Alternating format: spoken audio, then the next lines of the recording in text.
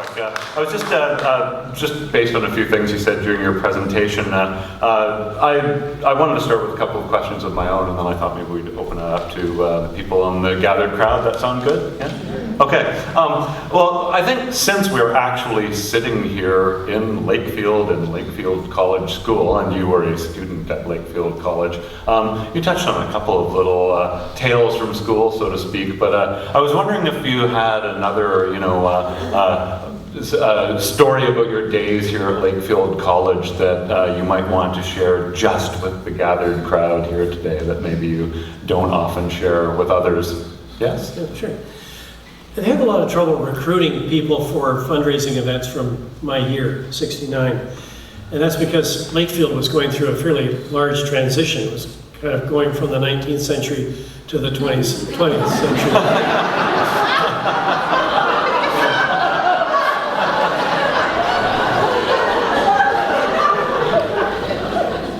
Jay.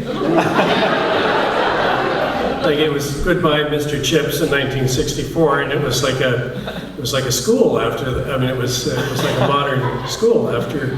But Jack Matthews was responsible for that transition, but I really enjoyed the time I spent here. I have very good memories of this place, and people in my year have quite varied responses to it.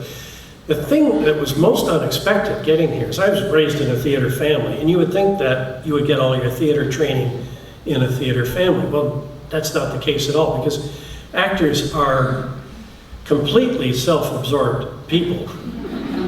They are not interested in children unless they can be used on stage. Have an absolutely mercenary view of children. And so I wasn't allowed to do much other than play a tree or a mushroom or something.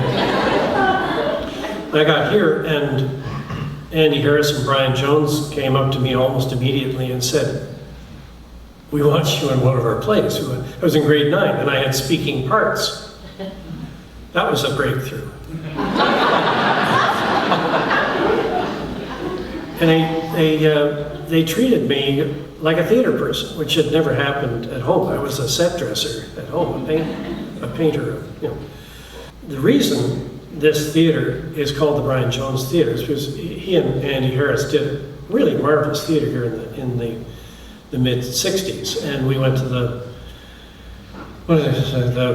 dramatic festival, the Sears Drama Festival, and wrote our own stuff, and did magical things in a terrible space. It was the Great Hall, flat floor, vast ceiling, couldn't hear anything past row C. Discovered in physics that you could make a light bulb dim by pulling the electrodes out of the solution, ions in solution. I said, boy, I can use that. So I was up the back with 220 circuit electrodes in a beaker, and people out the front saying, wow, how do you do that? So I was almost sent down for that, but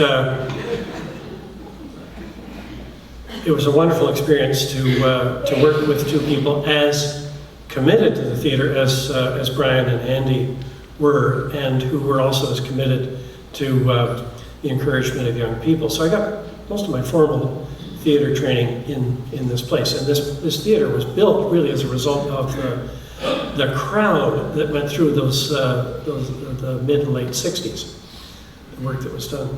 What is the relationship between you and as the creator of the script, and the directors and actors who perform and interpret it? Mm-hmm. You've seen those Davy Crockett films where he's captured by the First Nations, I think is the word.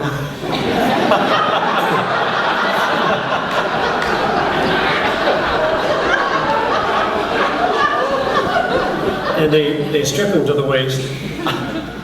And the First Nations line up in two lines, and they all are carrying clubs, and he's supposed to run down the middle, and they all take a swing at him. That's really the role that a playwright has. And I find that my writing has improved the more it is worked over with lead pipes. Yeah, it's in a way kind of the revision process that you would put a book through, say, that you have to do yourself, and then editors take a crack at it when you're finished with it. The production of a play tends to add those dimensions to... I've always kept good company in the theater. I've always had great editors. I've never met an editor that I didn't like. And and by good people, I mean people who have a commitment to the work, whatever it is, and are interested in the outcome. You know, the Wingfield material has had a great success. I'm fond of it and I'm proud of it. But one of the accomplishments of my life is my partnership of 29 years now with the Beattie brothers. We're still working together. You know, Gilbert and Sullivan, by the time they've been working together as long as we had, they haven't been speaking to each other for about 26 years. It's a very, very dangerous territory for partnerships, and the fact that we've made it work all that time is, I think, quite inspiring. I don't think there's nearly enough farmer thinking in our world today, and I feel that I am the custodian. I am responsible for capturing each example of farmer thinking that comes my way, and I would be held personally responsible if even a small nugget were to be lost. So the books are actually, I'm more of a vacuum cleaner than I am a writer. Whatever happened to the U's that you brought to Lakefield School? Well, Stan Hockaday took that U, and she lived out her life on his farm as in the flock there, and I saw Stan many years after. She lived to be about 13, 14. But So did she stay here with you while you were in school? Well, not in the dorm. She was...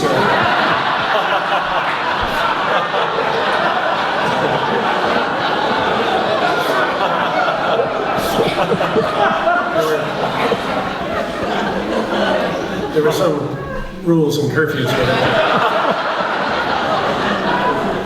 But she went down to the riding stables, and then I sold her to Stan for about $20. So you weren't allowed to keep the U with you. That's cool. I apologize. I could go sit back down if you want. The CBC building on Jarvis Street was my first exposure to human organization, and the parking lot at CBC summed everything up, because there was a guy there that would say, little more, little more, little more. That'll do.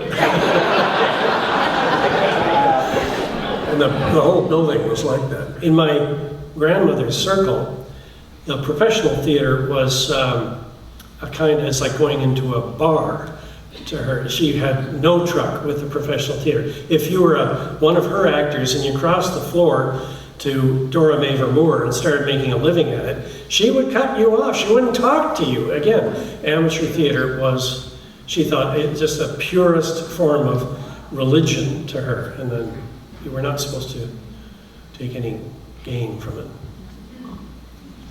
Yeah, question up here. And I've always wondered how long it took you the last day of school to ride your white horse to King City. 5 days. It was a little north of King City. I went to Rosemont in the Mona Hills.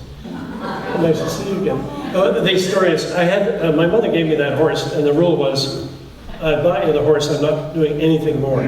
That's your horse. You do it, you feed it, you look after it. She didn't like horses. So I brought it with me to the school. I paid $25 the second year. And it stayed down here at Mr. Rashley. Mr. Rashley and I had a special bond. He once confided, he was an old Oxford man. Oxford, was it? And he wore jodhpurs into his Latin class and smoked a pipe and talked out of the side of his mouth. And he said to me once, I never did trust a man who couldn't sit a horse. And I didn't want to pay $25 to have the horse trailered back to Rosemont, so I rode it home after the closing on June the 12th. And again, my mother was just saying, "Oh, stay in touch." Let me know how that works out. I think now that's a gift. I'm a helicopter parent. I hover, and it's crippling to the children to do that. And my mother, bless her soul, she's still living, was just a genius about that. Like, she would not step in and solve any of your problems. And I stayed in farms on the way back, and she was like, I remember Mrs. Kennedy in Little Britain took me in, and the first thing she did was hand me a phone and said, "Oh, for heaven's sake, call your mother." You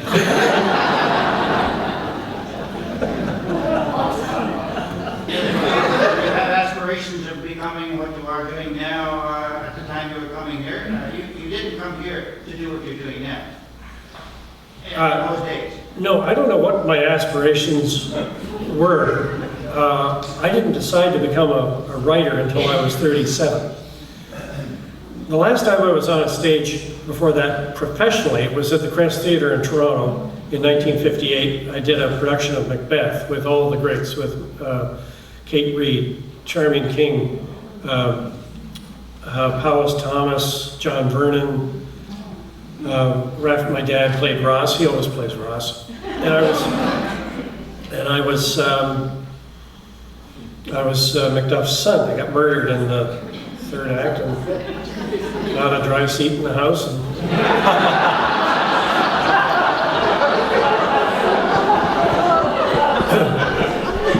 But out in the lobby, there was an aquarium with 2 rattlesnakes in it, and they got out. And they were somewhere in the theater while I was doing this show. And I was like 9 years old, and that has an impression. That leaves a mark on a child. And that in the CBC parking lot. You form impressions of an industry in little ways. And the Witches caught fire 3 times during that run. Martha Henry was one of the witches. Rod's married to Martha Henry. And a nurse ran out of the front row and beat out the flames. And I mean, you do form impressions about it. About that, and you listen to everybody in the dressing room complaining, "When will this show be over? Let's cook this turkey." And at the end they're saying, "Will I ever work again?" That's what you find the path towards the insurance industry. Maybe that it's safer to write plays than perform them. Yeah. So aspirations, that's an interesting idea. I don't. So Yeah, how many people really, when they were in high school, knew what they were going to be? I think if you're going to write, it's in you, it'll come out. I want to thank you because you take me back, and that homespun philosophy that you articulate to us with a sense of humor was the same type of philosophy and wisdom that I garnered from my grandfather and those other farmers, those characters around him. And it's really helped me in my life as an Anglican priest for 55 years of dealing with people and all their chords and changes. So I thank you, sir. I thank you. I love you. And I follow you everywhere and enjoy everything that you do.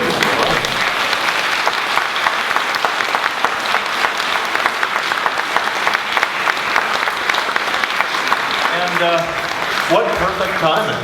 I think that's our show. That was...